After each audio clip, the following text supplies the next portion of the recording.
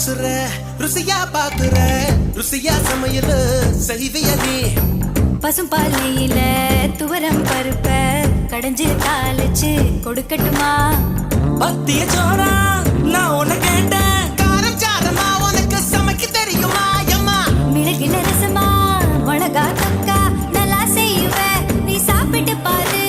நண்டு வறுக்க தெரியுமா கோழி பொறுக்க தெரியுமா ஆட்டுக்கால நசுக்கி போட்டு சூப்பு வைக்க தெரியுமா ஏன் இடுப்பு ஓரமா இருக்குதையா காரமா கண்டு நீயும் குடிச்சுட்டா எடுத்துக்கையா தாராளமா கல்யாணம் கட்டிக்கிட்டு ஓடி போலாமா இல்ல ஓடி போய் கல்யாணம் கட்டிக்கலாமா